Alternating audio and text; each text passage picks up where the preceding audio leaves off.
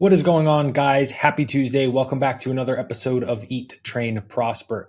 Today is Bryan and myself, and we are going to talk about Bryan's culmination of his 6 months training experiment where he only trained his left arm and did not do any training on his right arm, and some of the interesting findings that have come out of the back of that. And then we're also going to kind of just have a little bit of a conversation around quantifying volume and some of our recommendations and approaches and how we personally do that there and some of the caveats and things to pay attention to with that. But before we jump into the topic, as always, Bryan, can you kick us off with some updates, please? Yeah, I guess I'll start with the one that would be the elephant in the room if you're watching on YouTube, which is that Bryan is wearing glasses right now. And these are actually blue light blocking glasses. They're not like really smart, intelligent glasses, although they do maybe make me look a little bit smarter. I'm not really sure. But essentially, at the beginning of the updates in last episode with Brandon DeCruz, we kind of got through our updates really quickly because we had a big bulk of show content to get to. But I briefly mentioned that I'd been having headaches. And so I figure this is a opportunity to expand on that. And then I see that you have headaches in your notes as well. So we could just call this episode like headaches and things like that, but we're not going to do that. Anyway, so my headaches basically started the day or two before I left San Diego. So it's now been about 3 weeks of this. And at first it felt like the kind of headache, in the back of the head where you just sleep wrong and you have a crink in your neck. And like, usually, if you take an ibuprofen or you go through half your day, it kind of dissipates and then everything's good from there. So that's what I assumed it was. And that's how I handled it. And then it just never went away. And it kind of continued to get worse throughout the drive back. And then just continued when I was back here as well. And I really had no idea what it could be from. I had a couple ideas, but it was really like this constant chronic pain in the back of my head that would switch sides and then kind of like wrap around the head to the front. And everything on the internet said it was a tension headache of some sort. And so I really didn't know what to do. I ended up taking ibuprofen for multiple days, probably like 7 to 10 days before I was like, you know what, I got to stop taking ibuprofen because this shit is not good for me. And I just need to deal with these headaches and see if they go away. And just in the last few days, I think I've finally found some clarity on it. So over the weekend, I didn't do much computer work. I was out and about doing things, and I had one day where I had no headaches at all. And then the next day, yesterday was Monday, I had a big work day and a lot of computer stuff. I had to update Instagram with my one-arm training experiment stuff. And I worked out in the morning and no headache. And then as soon as I got to the computer and started working, the headache came like full force. And so I stopped working. I went for a walk and the headache went away. And I was like, well, that is interesting. So I came back and mentioned the headaches to Laura, our Paragon, director of operations. And she was like, you try wearing blue light blockers while you work and see if it helps. I had already been thinking for the last few days prior to that maybe the issue was a result of some vision things, because it's right around 40 that people in general tend to start needing reading glasses or computer glasses or something like that. And I've had perfect eyes my whole life, but I thought it was probably related to vision. So I started calling optometrists and making appointments and stuff like that. And so the blue light blockers helped yesterday. I don't know if I can give 100% full credit to that. I also started doing something that Kim suggested, which was the 20-20-20 rule. So every 20 minutes, you look 20 feet away for 20 seconds while you're working. And I did that, and I have the blue light blockers. And overall, the headache was fine yesterday. And so far this morning, before this podcast, it's been fine. So I guess the end result is I still don't know. I'm also not wearing a hat. because part of me thought that maybe it was the constriction of the hat around my head that was also potentially causing the headaches. So I'm taking like this multi-pronged approach of blue light blockers, being cognizant of my computer work, not wearing a hat, and then ultimately going to make an optometrist appointment too. But my headaches tend to get better when I work out or move. Obviously, if it's related to the computer, then that would make sense. Whereas it seems like your headaches are the opposite of that. So before I jump into my rest of my updates, let's stay on the theme of headaches and jump over to you here. It seems so silly because it's like I don't get headaches, right? Like the only times that I can remember like actually having headaches in years have been like I'm hungover. Literally, that's it. Yep, Or same. like No, same with me. I never or get them either. something might have been I ended up like really dehydrated from like a travel day or like literally isolated sort of things.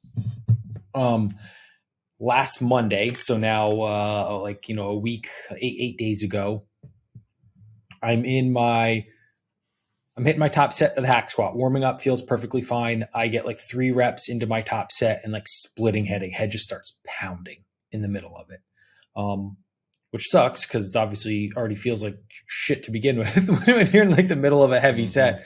So just like push through, and then like with each set, they just kept getting worse. So I got through that. And then about like 20, 30 minutes into the workout, like they kind of faded away. And I was like, man, that's strange. But maybe it's just like super hard sort of thing. Tuesday come in, I have like, anterior delt press, literally 2 reps into my first working set, headache shows up again. And then it kind of like lingers on, and that happened Monday, Tuesday, Wednesday, Thursday, Friday, literally like 5 days in a row happens. It didn't actually happen on Saturday, which is interesting. And then yesterday, Monday, I come back in, hack squat. This one, it showed up in like my third warm up set. So it showed up a little bit earlier and just like stayed in the. And then what sucked about yesterday is it didn't go away like throughout the training day. And then it didn't go away at all throughout the day. So I just like tried to manage best I could the rest of the day. And then today, same thing. The very first warm up set of my anterior delt press, like headache shows up, and then it has not gone away. And I'm just sitting here now recording the podcast with a headache. I feel perfectly fine in the mornings, right? So when I'm working, that sort of thing on my computer, nothing. The second I like really kind of push myself, it shows up. When I'm riding the bike, nothing. Walking on the treadmill, going through like my warm up flow, perfectly fine. The first kind of like attempt at like exertion, headache. And mine is right here, like 2 spots in the front of like right in the middle of my forehead. So that is my headache update. And I don't have a clue, to be completely honest. Like one of our friends here has like an at-home blood pressure cuff. So I'm going to go check that because that's one of the first things that like, not PubMed, but I can't think of the health website, like that main health website on the internet says. But other than that, like I don't have a clue. WebMD. Yeah, thank you.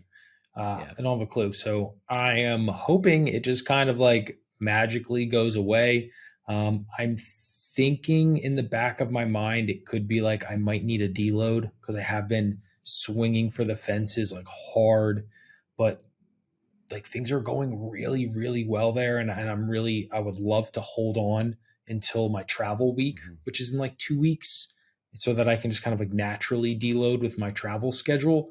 But like, I mean, I'm still hitting PRs. The hack squat is progressing like I didn't know that it could. And I really don't want to take like a deload before I feel like I need to, but it could be some of that, just like things are just creeping on me I don't perceive it as much as it actually is. Yeah, that's interesting, and kind of like the complete opposite of the headaches that I'm experiencing.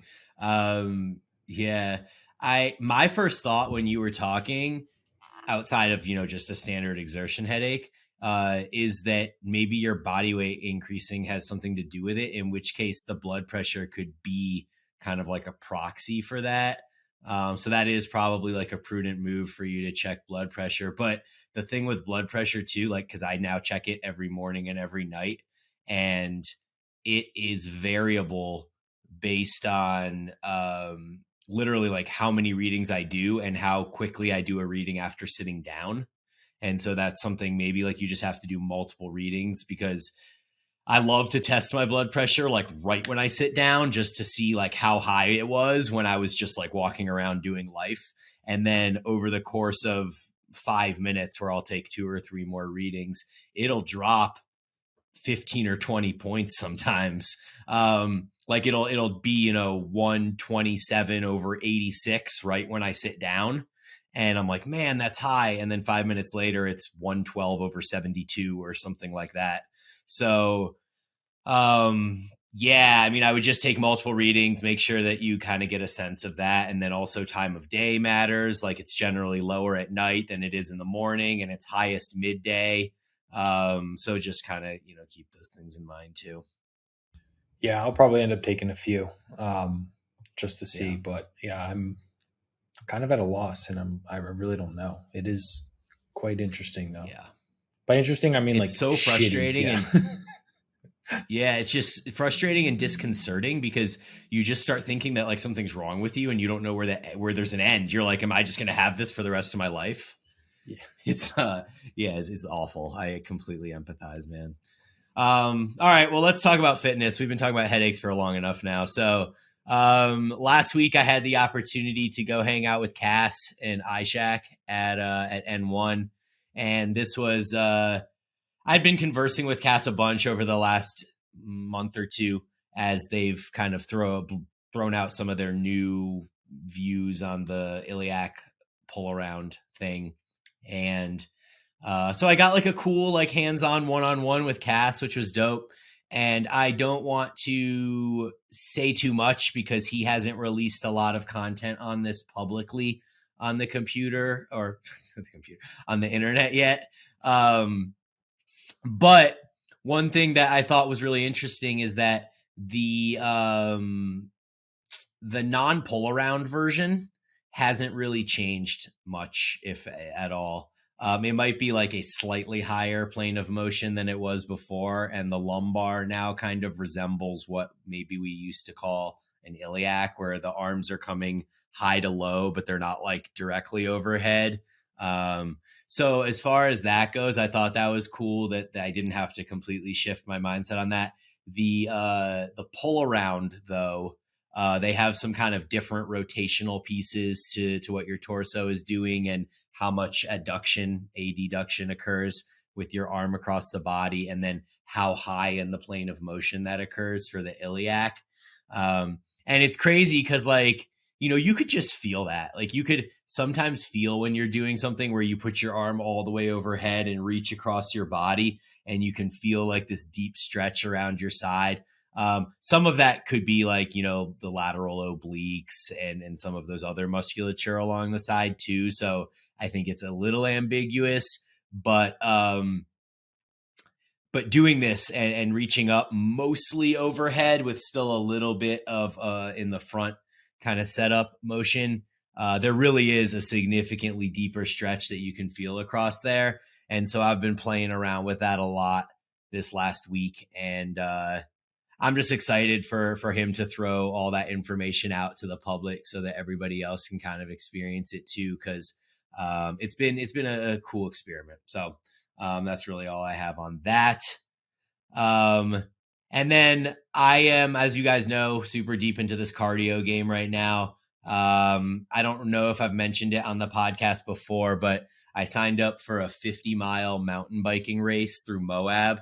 It's going to go from Moab, which is kind of the Red Rocks desert area just on the Colorado-Utah border.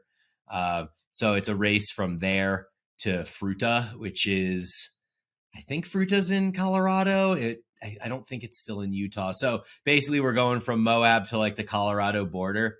And this race is actually a 150-mile race, but it's 3 legs of 50 miles each. And so me and my boys just signed up for one of the legs, thank God, because one of my last weeks in San Diego, I went out for a ride with my buddy Ollie, and we did 25 miles of mostly trail riding. It had some paved on there as well, but a lot of trail riding, a lot of vert, and I was absolutely destroyed. I mean, like to the point that I'd never seen an overtraining metric like this before in myself, but my resting heart rate usually sits around, low 40s, mid 40s, something like that. And for the 1.5 days, 36 hours that followed that ride, my resting heart rate was like 63, which is 17 to 20 beats per minute higher than it was the day before. And I couldn't sleep. I was hot. I was restless. I couldn't eat. It was like the oddest feeling for 36 hours.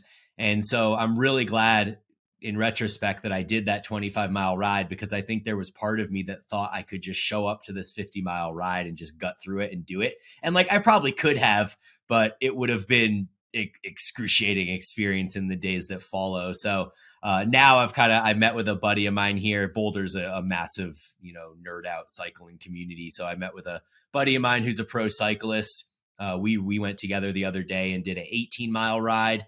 And it was just kind of chill, nothing too crazy. But I was able to talk with him a lot about kind of strategy and training approaches and how to manage this going forward to get the best result and things like that. And so I feel now much more prepared, and I have a plan, and I'm doing a lot of what he suggested already. Like he said, for these months now, because the race isn't until October, he suggested just hitting 50 to 60 miles a week over the course of 3 to 4 sessions. So something like, 12 to 20 miles a session for 3 to 4 sessions.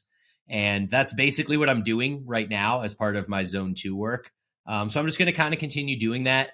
And then as the race gets closer, ramp up and maybe hit like 135-mile ride a couple weeks out. And then I should be able to handle the 50 from there. So I'm excited. Gives me something to focus on. And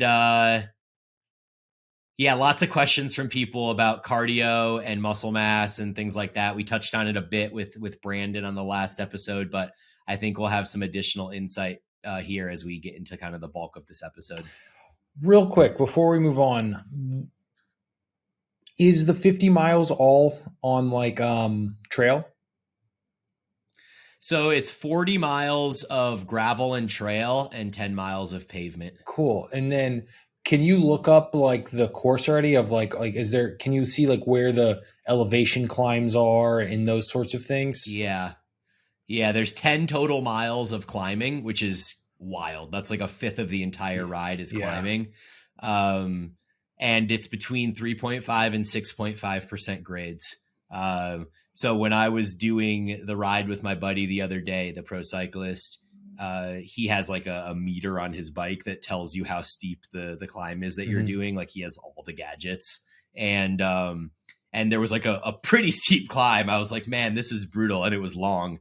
And I was like, what is the grade on this? And he was like 6.5. And I was like, oh, okay, good to know. So there's one climb, I think, that's like 3 miles at 6.5, which is just going to be excruciating. Yeah, I'm glad I asked because like those those specific segments are the things that like I'm going to assume like some people don't take into account of like never training like 6.5% grade for duration, like what that does to your legs and like that's not an adaptation you want forced upon you like when the time comes. You know what I mean? I just know when I'm doing my Airdyne sprints each week, like the worst part is the leg pump, to be completely honest. Like it is disgustingly painful and that's exactly what I thought of. I was like, oh, I bet that's going to feel like when I'm doing those air bike sprints and like there's just so much blood in your legs and you can't get it out. And then you got to keep going. Like you just got to keep going. What do you do? So I was like, I'm going to ask him if he's been training that. Yeah. My impression prior to speaking to him, and then he pretty much confirmed it, was that the goal is obviously to keep your heart rate as low as possible for as long as possible and really only let it, go up when absolutely necessary. And so my inclination, being a fast twitch muscle fiber person, is when I hit an uphill, my inclination is to get out of the saddle, stand up, and do it from that position. And I think that the solution is actually to not do that, and instead to go super low on the gears and just kind of let my feet continue pedaling at a similar cadence to what they would be doing on flat land. And just understand that your pace of movement is going to slow down significantly during those climbs. And then he talked to me a bit about like nasal breathing for recovery. So like once you get to the top of the climb, or like at some point, where it flattens out a little bit, sitting up tall and nasal breathing and trying to become parasympathetic and stuff like that. So a few different strategies there. Yeah, man, I'm excited to talk more about it in the coming weeks and months. That is something. It's like fun. Like I'd been able to do some mountain biking, like when we'd be back in Virginia over some of the past few years and stuff. And it's one of those things like it's cardio, your heart rate generally will pick up and stuff, but it's like, you feel like a kid again sort of thing. So I'm really pumped that you're getting into that, and I'm sure you'll disclose more in the coming months on the podcast. Yep. I'm going to let you jump into updates. I'm going to run real quick to get some water. Yep, sounds good. So the second update I have is we are again moving the goalposts on my current bulking / gaining phase. So originally the plan was around between 204 to 208 pounds. I started at about 197, 198. Got to between 204 and 208, and like, we're still quite lean. Let's push that to about 210. Yesterday morning, I was actually 210 on the dot, and I've been in 209 plus now for like 5 days in a row. Still a little bit too lean to cut the gaining phase here. So now kind of leaving it a little bit open-ended, potentially 212, maybe upwards of like 215, which is crazy. I think it's been about 5 years, 2018. So 5 years now since I've been, this big. And then I'd really just fluctuated between the low 200s and like 190 ever since. And I have been quite pleased and surprised at how body composition has held up.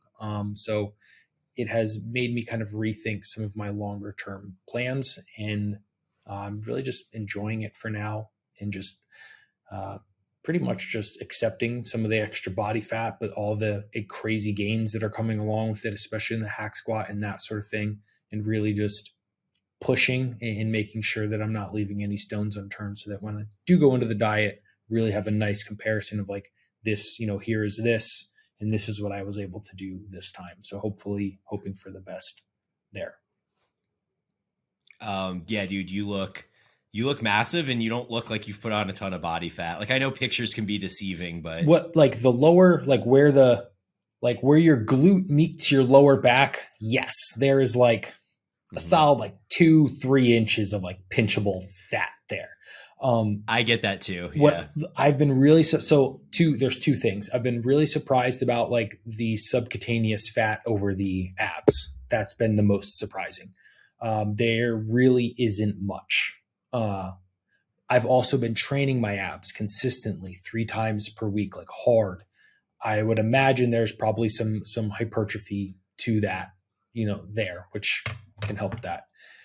I do feel like some visceral adiposity is being obtained. I am getting a little bit of that like power gut kind of like feeling. So that one obviously you can't do too much about with, unless like a DEXA or something, which maybe I will do back in the States. But I have been really, really surprised there. Yeah. How do you feel as far as like, I mean, obviously you haven't had blood work, which might be a prudent move at a higher body weight just to see like how your body is functioning at this point. But do you notice any signs? Like, I guess the blood pressure will also be an interesting marker. The blood pressure will be an interesting marker. I will get labs back in the States. I did get lipids maybe about like 6 weeks ago. Yeah. And they were very comparable.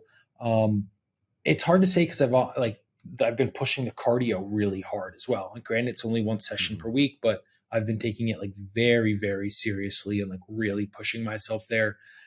I do feel pretty good. Granted, I'm really sweaty all the time. Some meals I don't really want, but that's more of a planning of the timing of the day. For instance, like, this podcast, we start at 8. I'm going to be having a meal at 9:45 tonight, after we wrap up, sort of thing. But it has been interesting and fun to just like progress again. Like, I mean, I put this on my story yesterday, but like when I was right before I left Bali in September, I had 4 plates per side on the hack squat for the first time ever. And I was working with that, when we first got here in May. So about a year ago, I was able to do the 4 plates per side for like 5 during the strength phase. And I was pumped about that. I'm like, damn, 5 reps. Like, this is cool. Yeah. Like 5 months later, I was able to do that for 10, like the week we left. I was like, dude, this is sick. Dude, it was 5 reps. Now it's 10. On Monday, so yesterday, I did 11 reps at 4 plates per side for my back off set. That's insane. Yeah. So like a year ago, I could only do it for 4 reps or 5 reps. I did it for 11 after I did, 4.5 for 8 just before that. Mm-hmm. So like the progress it's been really, really cool with that. Especially because I remember you saying, lamenting that you had like a kind of year where you just treaded water and you didn't really actually make any progress, so to speak, on your physique. And so you really committed this year to being like a year that you're going to make significant progress, and you're following through. So that's cool. I'm pumped about that. And then the last update I have is by the time this episode releases, so when you're listening to it, details for upgrade class 2 will have been released, and the registration will be open within a few days of when this podcast comes out. If that is something that you've been paying attention to or interested in, I would recommend hopping on it quickly. The first class sold out in under 30 hours, and we are anticipating the same for the second. So if that is interesting to you, make note and get on the email list, which is up at theonlinecoachingupgrade.com. Super cool. Love that. That's it from updates from me. All right, cool. Let's talk about some one-arm training here. So my 6-month experiment finally wrapped up yesterday. I made my post on Instagram, and man, I'm elated just to be done, to be honest, but not so elated with the results.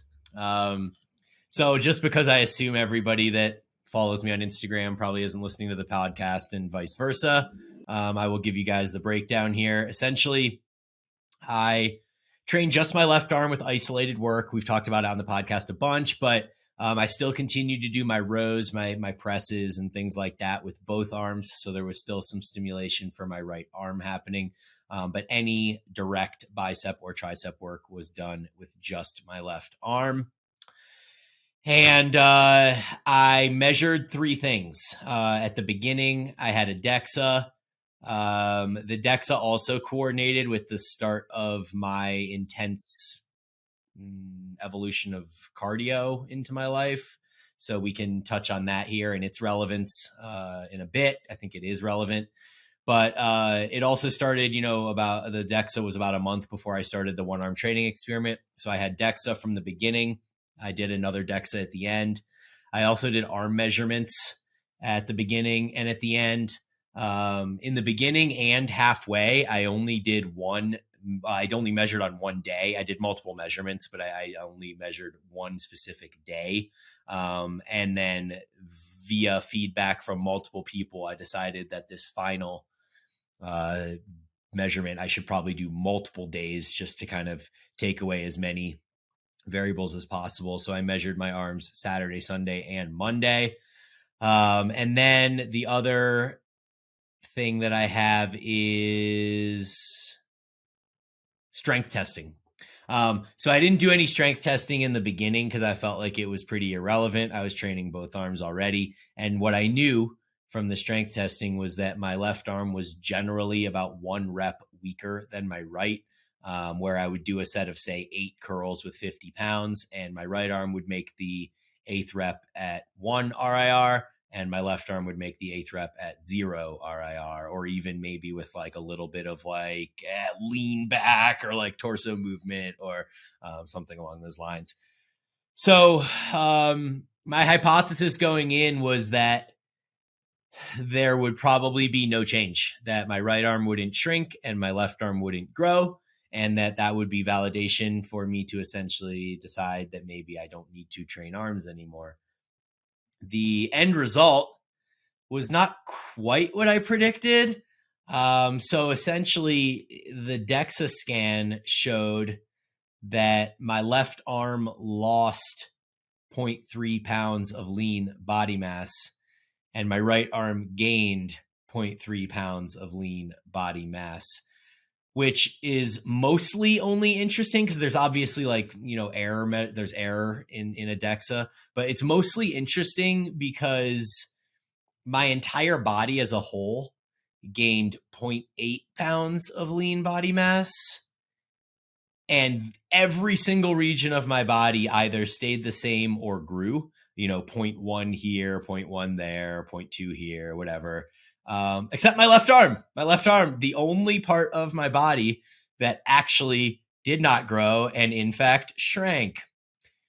And so, man, if you talk about things that cause headaches, this is one of those things that really mind fucked me for a little bit after I got the DEXA, trying to figure it out. And so, obviously, measurement error is the first thing that most people thought.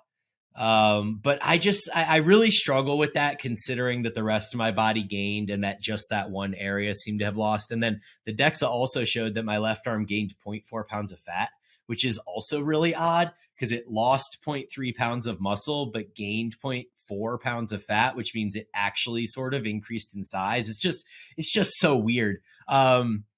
So then my second thought was that maybe I was in fact overtraining my left arm, even though I tend to train with lower volumes and higher intensities.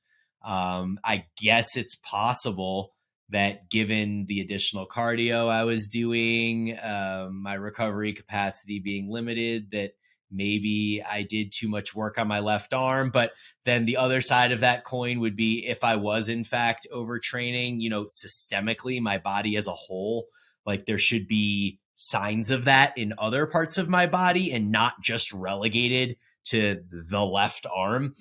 A part of me feels like I should be able to just train my arms endlessly and have the fatigue not be significant enough to actually cause an issue.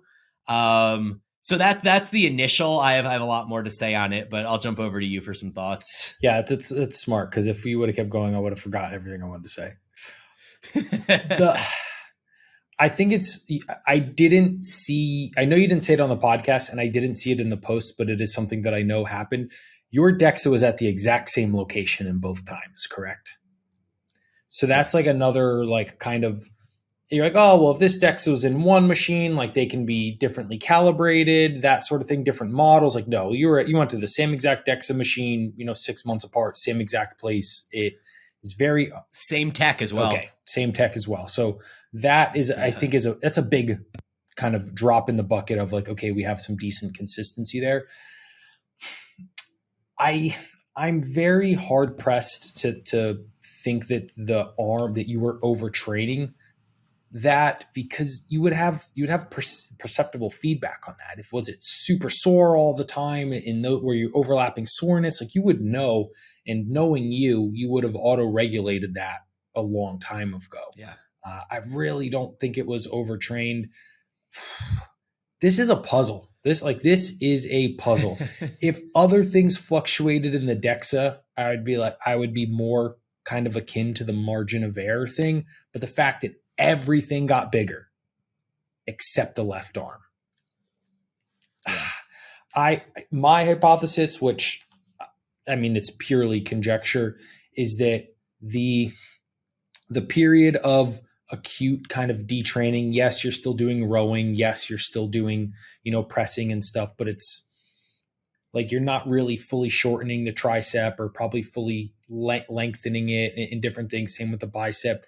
Is probably the way that the DEXA calculates some of the tissue got lost in that I want to say translation, but that's not the proper terminology. Some muscle mass could have been picked up as fat because of something with that. But that even feels like a stretch to me. Yeah. It could be potentially the glycogen thing, the period of when it was most recently trained to the period of the DEXA and those but I don't know. I really, really don't. Yeah. Cass wrote and suggested that I wait 2 weeks and retest everything, because he's like, if there was any semblance of overtraining, you wait 2 weeks, you don't train your arms, you go back, you do it again, potentially that is all flushed out, and maybe there's even some like super compensation that occurs from that. In reality, man, what I wish is that I just had a DEXA in-house, because if I could do a DEXA the next day, like do the one and be like, oh, well, there's 0.3 muscle loss in your left arm, and then you do one the next day, and if it tells you the same thing, then you're like, okay, well, now that's 2 in a row type thing. And then I could do one again 2 weeks later, like Cass suggested, and really get like kind of a fuller picture there. But I'm not going to do that. Like, it's a huge annoyance on my life to have to go drive somewhere and sit there and do a DEXA and all that, plus the cost associated. So, yeah, it just is what it is. I mean, I think at the end of the day, actually, I'll save my conclusion for a second, because I do have measurements and strength testing to talk about. So, as far as measurements go, when I measured in the beginning, it was pretty confidently 16 3/4 inches on my left arm and 17 inches on my right arm. I took 3 or 4 measurements that day, and that was the result. And then now, over the course of the measurements that I took across 3 days leading up to this culmination, the measurements varied between 16 3/4 and 17 for the left arm, meaning that there seemed to be some sort of growth there. And then the right arm varied between 17 and 17 1/4. So there seemed to be some growth there as well. Which I guess if you're just looking at the measurements, it doesn't account for muscle and fat. So if I really did, in fact, gain a little fat in my left arm, it may have offset the muscle that I lost. And then the right arm, according to the DEXA, did actually get bigger. So that makes sense. As far as the strength testing piece, my hypothesis was that the left arm would get more coordinated and potentially even out the strength between the two arms. What I found was that on the day of testing yesterday, that did in fact seem to be true. My left arm felt more coordinated than my right, and my strength was equal right to left. However, the confounding variable there is that I literally haven't done those moves with my right arm for 6 months. So when I actually went to do them, it felt awkward as fuck. I mean, I I'm so tuned in to doing my left arm now. Like, I know how my arm slides in. I know how I position my body. I like rotate my hips. Like, everything just happens sequentially without any thought. And when I go to do my right arm, I'm like, wait, where do I put my leg? How does my elbow rest here? Like, how do I position my body? Like, the whole thing just felt super awkward. And so as a result of that, I think that in a matter of a week, 2 weeks, 3 weeks, training my right arm again, I almost have no doubt that my right arm is just going to take back over again, and its coordination is going to improve. The strength is going to go back to being a rep higher than the left arm. I mean, the fact that I hadn't done a single bicep curl or tricep extension in 6 months, and yet my right arm still matched performance on my left arm in every movement is just like, I don't know. You just can't get away from right arm dominance, or dominant arm dominance, I guess would be the way of saying that. So at the end of the day, I think my conclusion of this whole experiment is that the biggest factor, or the biggest lesson from the whole thing, is that nothing significant happened. And I don't know, like, if I should have expected anything to happen in 6 months. Like, this may just be something where I had to do it for a number of years of training just my left arm. But even then, I don't really know. But I think, the fact that nothing significant happened outside of potential DEXA error or whatever that is, I just think that more or less supports my initial hypothesis of nothing happening, and that probably provides me some level of freedom with the amount of arm training that I do going forward. And so my conclusion is, like, people have asked, what are you going to do with your arm training? And I think that what I'm going to basically do is continue to do it, but I'm just not going to stress it. Like, if I want to do it, I'll do it. If I want to do a different movement one day, I'll just do a different movement. If I want to do one set instead of 2 or 3 sets, I'll just do one set. And just not really put a ton of like focus onto arm training and let it just kind of be fun type thing. And then maybe take a little bit of extra volume if I feel up for it and skew it to like back, chest, and shoulders, legs. But I'm not really too concerned about it. I just think, more freedom on arm training is probably the end result of this whole thing. I mean, not coincidentally, my takeaways from your experiment were pretty much identical to that. And even so much as like, I've talked about this before. Like, I don't really enjoy training arms that much. I did it a lot when I was younger because like, who the fuck doesn't?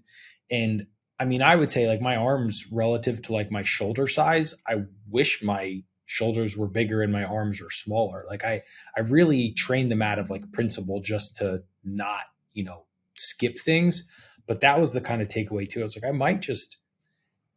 I might program like one set, just to like check the box and make sure I'm not creating any like imbalances by not using anything. But I would probably like, I know I have pretty much like a time limit on the gym before my mind starts to wander and I kind of get hungry and I want to leave. I would probably rather add like an extra set or two of like back, or add maybe a second or third back exercise that I would enjoy doing more. And then I'm like, hey, I'm going to hit one set of like cable bicep curls, take it to the house, I'm out, sort of thing. Yeah. The prioritization of that time and, potential recovery capacity, just something that you might enjoy doing more. That's kind of what I landed at as well. Yeah. And you still get some arm stimulation from that back set.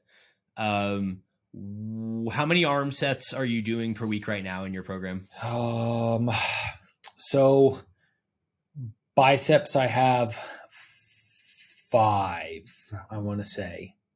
And then triceps, we're at 6, but I had been getting some gnarly tricep tendonitis back here. So I stopped doing like the like unilateral kind of positioning in the overhead. And I've actually swapped in close grip bench press, which is kind of ironically always been a very, very good tricep movement for me. I think it just like things line up really well. It doesn't bother me and I can overload it, well.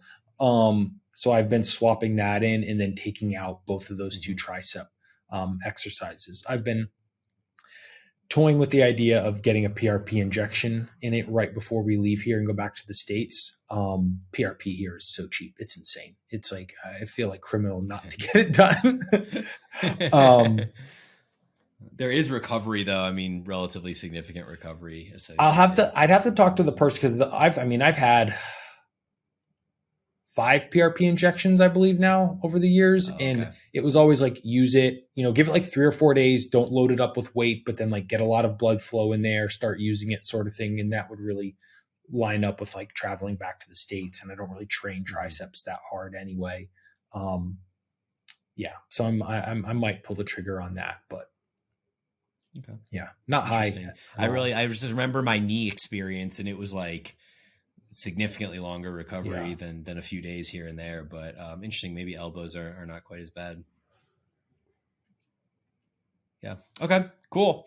Well, I think that's pretty much all I have on the DEXA regarding the one arm experiment, but I think the last piece of the DEXA that is relevant to our conversations here on the podcast is the concern that all this additional cardio would create muscle loss.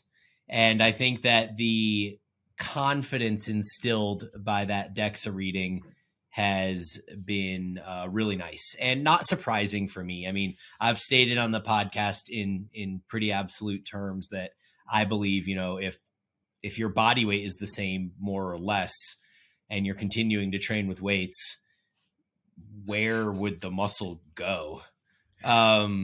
Like, it's not like it's just going to turn to fat because you're doing cardio now. So I'm not surprised by that at all, but It actually was kind of neat to see that I added 0.8 pounds of lean body mass according to this potentially errored DEXA, with just around under 2 pounds of body fat added, and so that's like a pretty solid ratio for somebody with my level of training experience, with everything else that I had going on, with all the cardio I was doing and all the life stresses and all that stuff. It really does kind of tell me that the training I was doing in the weight room was working, and that for the most part, aside from maybe my left arm, I've kind of hit the right dose of frequency and volume and intensity and stuff like that. So really just a cool feather in the cap of like, hey, you can do cardio, you can do concurrent training. You can even do the shit on the same day sometimes. Like really, I think it has opened up the playbook a lot and created a ton of freedom for people that want to incorporate cardio and do it in a manner that, isn't going to hurt their strength. Or strength might be the wrong way of saying that, their muscle mass on their body. I don't know how much impact it may or may not have on strength, because that's so far from my objective. But as far as like the amount of muscle that you hold on your body, it seems like as long as you're fueling that cardio and providing your body with like a maintenance or maintenance plus level of calories, the muscle shouldn't go anywhere. So that's cool. Definitely. And then I guess the next piece, our next topic here is these musings on counting volume.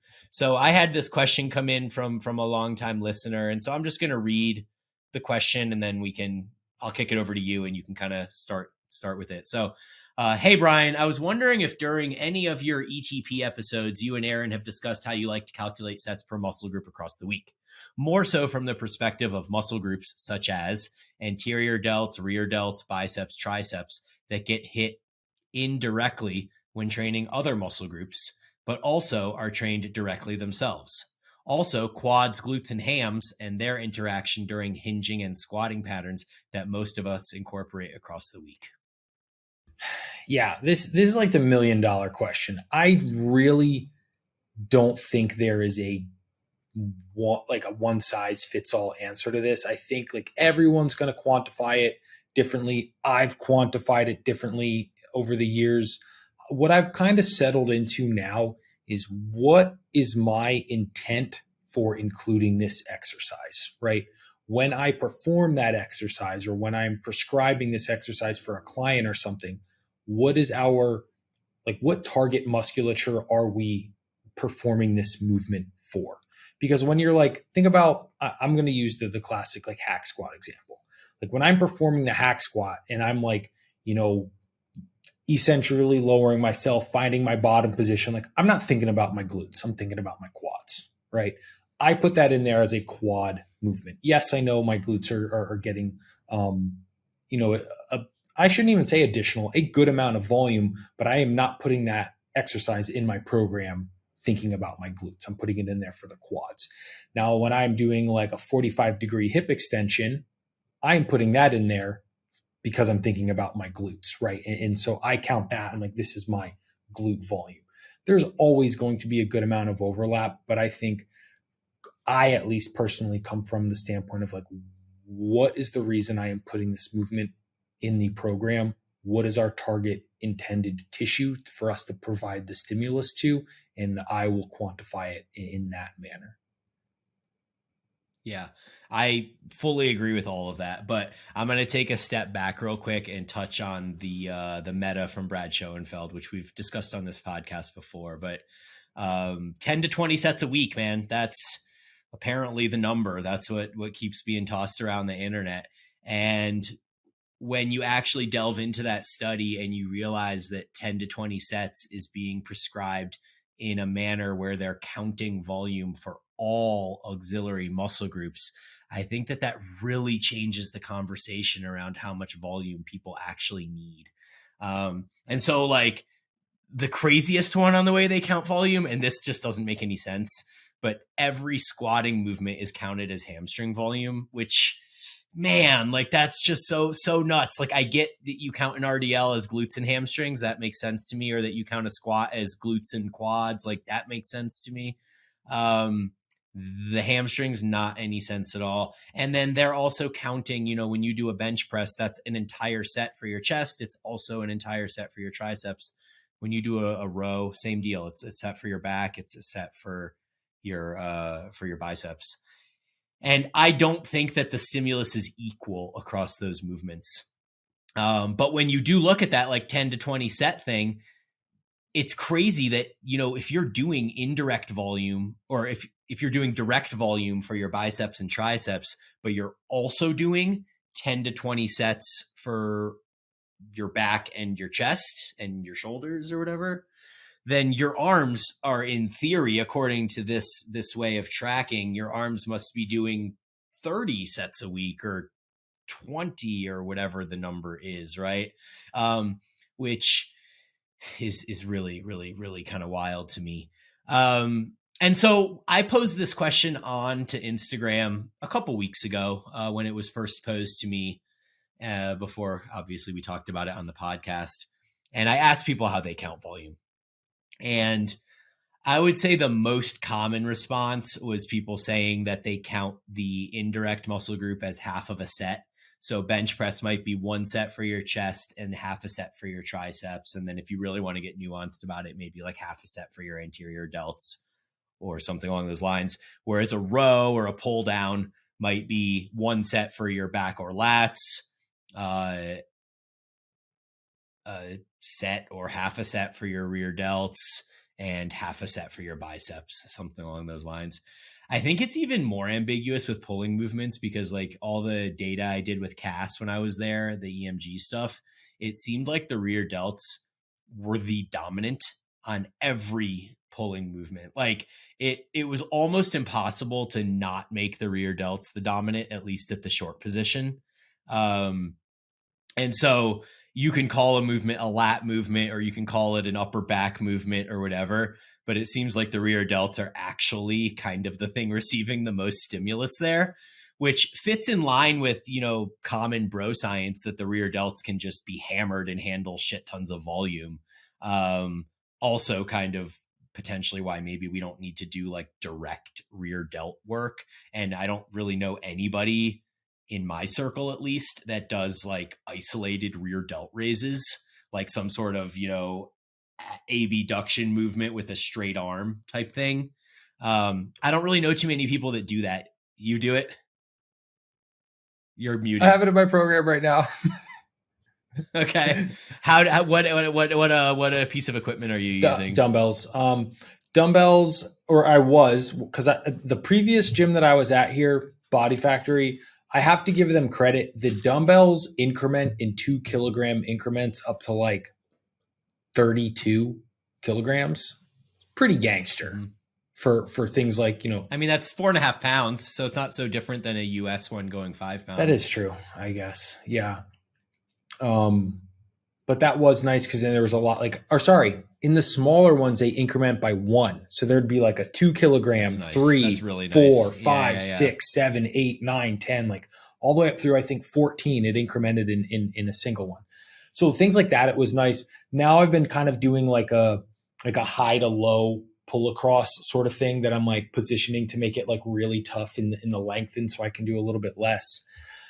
I don't love it, but I was just wanted to add in a different rear delt movement because I really only have it's only like 2 I love. In the pec deck here, I couldn't get my arms straight on it. It wasn't like the bars didn't go long enough for me to like get my arms straight. Like I had to keep my arms in like a good bend, and I'm like, well, that defeats the purpose.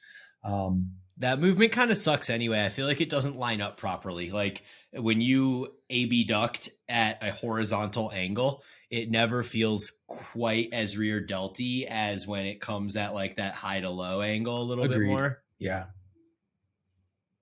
So yeah, anyway, as we kind of continue this conversation around counting volume, the truth is, like, I had a number of people say this on the Instagram post too, but I literally don't count volume. Like I just don't.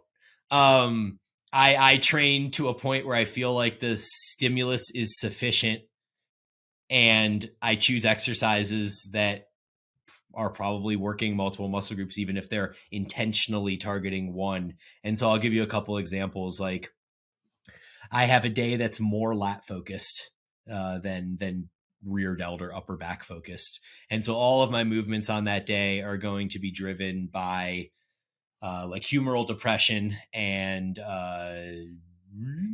shoulder extension. Um, and so those movements are all done with my elbows staying in tight to the body, and I'm calling that a lat day. Understanding that there's still going to be a ton of volume for my rear delts and my teres and my upper back and all that stuff, and I'm just not counting it. I'm not worrying about it. And then on my other back day, it's much more movements with abducted elbow positions, whether the elbows are a little higher, a little lower. They're not neutral grip. So I'm letting my hands be in like a more semi-pronated position, which I certainly feel more in like my rear delts and upper back. But I also understand that there's, some lat work that comes along with that too. And so, then you can look at something like an RDL or a 45-degree hip extension. And it's interesting that you said, you look at your 45-degree hip extension and you're like, that is my glute work. Because I think that any time that hip flexion happens, the glutes are the primary mover as best as I can understand it. So even if you're doing a 45-degree hip extension where your legs are straight, or you're doing an RDL, say you're doing an RDL to bias the hamstrings and you're doing them with straighter legs, I still believe that the glutes are the primary mover in that movement, because that is where the hinge is happening, at the hip. And so if you were to ask me how many direct sets of glutes I have in my program, I would tell you 0. But I know by full account that every time that I'm hinging at the hip, or that I'm doing a hack squat or a pendulum squat or a split squat or anything like that, that the glutes are getting stimulus. I'm just doing those movements for my quads or for my hamstrings, and I'm kind of letting the glutes come along for the ride. So that's the way I tend to think about it. And I go more for, I am getting sufficient stimulus within this session for the intended muscle group. And I'm not really worried about whether I'm doing 4 sets or 6 sets or 8 sets or how many sets I'm doing across the week or anything like that. And in fact, part of the reason I love having these weird off the week splits, like 9-day cycles, like I do, is because I don't have to think about it in terms of a week. I don't have to say I'm doing X amount of weekly volume for this muscle group or whatnot. So I love that. And then as far as arm work goes, I only count direct work as arm work. And, maybe after my DEXA and my experiment, maybe I should change that. But I'm not like in the business of counting sets for biceps, triceps. Like, I'm not going to go to the extent of being like, well, I'm doing a bench press, so this then becomes a tricep set or half a tricep set or anything like that. But it is interesting when you throw in close grip bench instead of a tricep extension, you are now doing this specifically for the triceps. So I'm guessing in your head, you're not really thinking that this is a set for triceps and half a set for chest or anything like that. You're just like, hey, I need a tricep exercise. I'm going to do this close grip bench. Yeah. I mean, that's exactly what I think. It's almost like a cop out answer, but like my chest just grows. Like, I don't really do that much chest volume because it's just a stronger body part. So I know, like, hey, by nature, I follow lower chest volume anyway. This is just some extra volume there. And I do like more anterior delt personally anyway, because again, I think I just don't have as great of development relative to chest. So I'm like, yes, this is a tricep exercise. It's kind of just additional drops in the volume into these other muscle groups that could be benefited anyway. Yeah. No, I totally agree with that.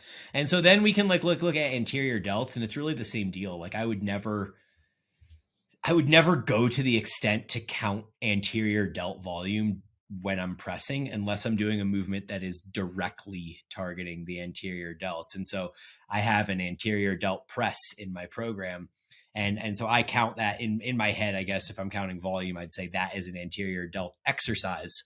And I understand in the back of my mind that there's some clavicular pec that's probably going to come along with that, but I'm not really counting that as chest volume. And so really when we look at my program, like if I were to actually analyze it and count volume, I would say I have volume for my back. Maybe I would split that into lats and upper back. I might get nuanced enough to do that. I would say I have chest volume, but I'm probably not going to split that into like I have clavicular volume and sternal volume and costal volume for my chest. It's just chest. And then I have bicep and tricep, and I have quad and I have hams. And that's literally like 7 different body parts, not 20 different body parts. And then I just understand that everything else is going to come along with it, because in the nature of doing compound movements, all these things work in unison together. And it almost seems like kind of ridiculous and absurd to try to quantify things as different amounts, because we really have no tangible way of even assessing, like if I'm doing a anterior delt press, how much of that volume is anterior delt, how much is clavicular pec, how much is tricep. Like it's just a pressing movement for your pressing structure, and everything is going to get some stimulus. And so that's pretty much the way that I think about volume. Yeah, I definitely don't disagree. I think there's, not to open up a new can of worms, but even like your own individual like proclivity for how well you can provide a stimulus to a target tissue changes that what the stimulus ends up being. Like I used to do so much more volume for my quads, but since I've gotten better at actually providing the stimulus, I do literally like 30% of the volume, maybe 25 that I used to do, but my stimulus is through the roof compared to what it used to be. So like volume isn't one to one, and you will generally find that like some body parts will need more volume because you kind of suck at contracting them well enough to provide the stimulus you're looking for. And then that will kind of ebb and flow over time as you learn your body and learn biomechanics and things like that a little bit more. So it's, I think it's a good way to start the sentence in terms of like what exercises go in where and stuff. But I think the importance gets very heavily kind of overplayed, and you don't try and micromanage it too much. Yeah, that actually brings me one additional thought that I had thought about earlier and didn't want to skip over. But going back to that like 10 to 20 sets per muscle group thing, this is something we've touched on a bunch in the podcast, but I think it's relevant to this discussion, is the idea of just sets being different, which you alluded to, and that, you know, one set of a hack squat isn't the same as one set of a leg extension. And even to break that down further, one set of an exercise to 3 RIR isn't the same as a set of an exercise to 0 RIR. And so that's where maybe things like effective reps become a potentially better way of counting volume than just total sets or hard sets or whatever. And so you have like the different levels to the thing. And it just really, there's a point where you're advanced enough where you just like know you're doing enough, which I think is what Aaron and I more or less do, is like, hey, we can just feel that this is enough. Like some days you do 2 sets of hack squat and 2 sets of leg extension, and you're like, I can't do my split squats right now. Like they're on the agenda, but you know, 4 sets was enough. And old Aaron from 2 years ago would have done like 3 sets of hack and 3 sets of leg extension and three sets of split squats and 3 sets of this and 15 sets total for your quads or something like that. And that would have felt like enough. And so the amount that feels like enough for you varies as your ability to do quality work increases. And so that also applies then to the auxiliary muscle groups. And in one sense, maybe it does make it more relevant to count it. Like I know Cass counts his clavicular, his costal, and his sternal volume. Like he legitimately splits those out. And he's like, when I'm asking him what he's training today, he's like, well, I have, 4 work sets of clavicular and 4 work sets of costal and 4 work sets of iliac lat and 4 work sets of thoracic lat, And I'm like, cool. Like that's awesome that he's created this entire modality and business around segregating these areas through very specific exercise selection and execution. And that's dope. And I think that, that probably is applicable to a certain audience and a certain number of people across the spectrum. And I like it from a intellectual curiosity perspective. That stuff gets me. But at the end of the day, I'm going to call it lat volume and not thoracic, iliac, and lumbar lat volume, because it just keeps it simpler in my mind. And at this stage, I think there's something to be said for just knowing you did enough, having a quality session, and kind of being okay with that. Very well said there, Bryan. Cool. That's really all I got. So we will wrap this one up. As always, guys, thank you for listening. Bryan and I will talk to you next week.